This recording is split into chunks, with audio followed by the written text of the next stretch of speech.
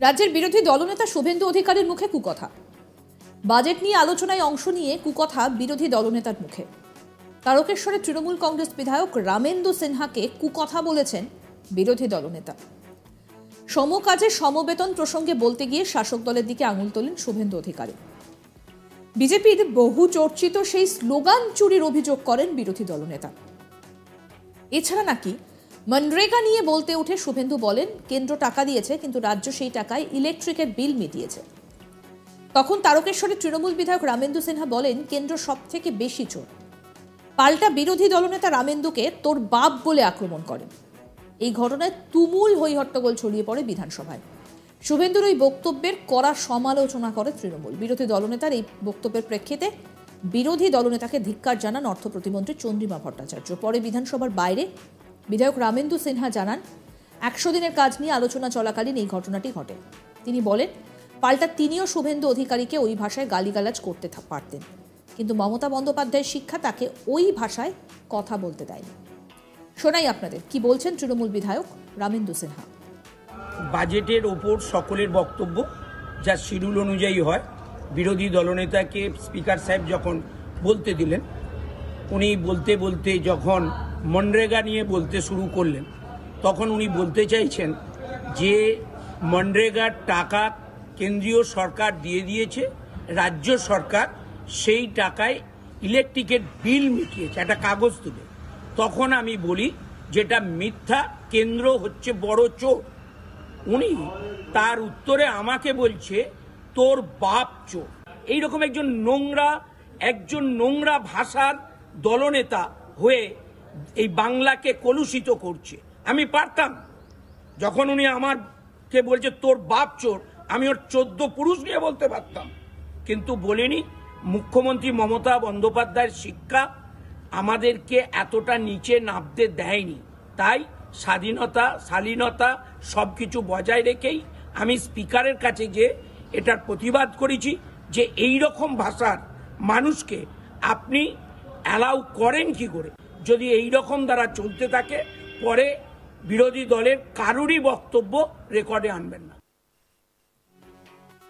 সামনেই রয়েছে লোকসভা ভোট এবং এই লোকসভা ভোটের আগে যথেষ্ট পরিমাণে রাজনৈতিক টানাপোড়েন শুরু হয়ে গিয়েছে। আমরা বাজেটের দিন থেকেই দেখছি যে রাজ্যের বিরোধী দলনেতা শুভেন্দু অধিকারী তিনি যেভাবে চিৎকার চেঁচামেচি জুড়ে দিয়েছিলেন এবং বারে বারেই কিন্তু আমরা দেখেছি যে তাকে চুপ করতে বলছিলেন স্পিকার, এবং তিনি দায়িত্বশীল একজন রাজনীতিবিদ, বিরোধী দলনেতা, তাকে সেইভাবে বলতে শোনা যায় যে স্পিকার বিমান বন্দ্যোপাধ্যায় তিনি বলছিলেন যে চুপ করে বসতে।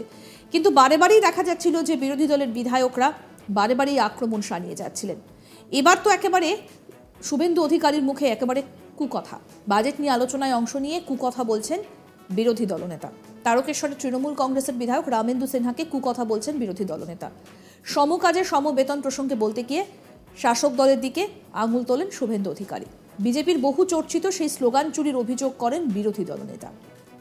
এছাড়া মনরেগা নিয়ে বলতে উঠে শুভেন্দু বলেন, কেন্দ্র টাকা দিয়েছে কিন্তু রাজ্য সেই টাকায় ইলেকট্রিকের বিল মিটিয়েছে। তখন তারকেশ্বরের তৃণমূল বিধায়ক রামেন্দু সিনহা বলেন, কেন্দ্র সব থেকে বেশি চোর। পাল্টা বিরোধী দলনেতা রামেন্দুকে তোর বাপ বলে আক্রমণ করেন। এই ঘটনায় তুমুল হইচই শুরু হয়ে যায়, তুমুল হইহট্টগোল ছড়িয়ে পড়ে বিধানসভায়।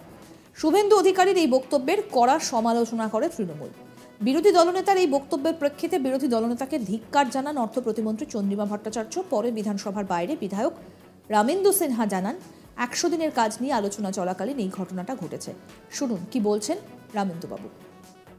বাজেটের ওপর সকলের বক্তব্য যা শিডিউল অনুযায়ী হয়, বিরোধী দলনেতাকে স্পিকার সাহেব যখন বলতে দিলেন, উনি বলতে বলতে যখন মনরেগা নিয়ে বলতে শুরু করলেন, তখন উনি বলতে চাইছেন যে মনরেগার টাকা কেন্দ্রীয় সরকার দিয়ে দিয়েছে, রাজ্য সরকার সেই টাকায় ইলেকট্রিকের বিল মিটিয়েছে একটা কাগজ তুলে। তখন আমি বলি যেটা মিথ্যা, কেন্দ্র হচ্ছে বড় চোর। উনি তার উত্তরে আমাকে বলছে তোর বাপ চোর। এইরকম একজন নোংরা ভাষার দলনেতা হয়ে এই বাংলাকে কলুষিত করছে। আমি পারতাম, যখন উনি আমাকে বলছে তোর বাপ চোর, আমি ওর 14 পুরুষ নিয়ে বলতে পারতাম, কিন্তু বলিনি। মুখ্যমন্ত্রী মমতা বন্দ্যোপাধ্যায়ের শিক্ষা আমাদেরকে এতটা নিচে নামতে দেয়নি। তাই স্বাধীনতা শালীনতা সব কিছু বজায় রেখেই আমি স্পিকারের কাছে গিয়ে এটার প্রতিবাদ করেছি যে এই রকম ভাষার মানুষকে আপনি অ্যালাউ করেন কি করে। যদি এই রকম দ্বারা চলতে থাকে পরে বিরোধী দলের কারোরই বক্তব্য রেকর্ডে আনবেন না।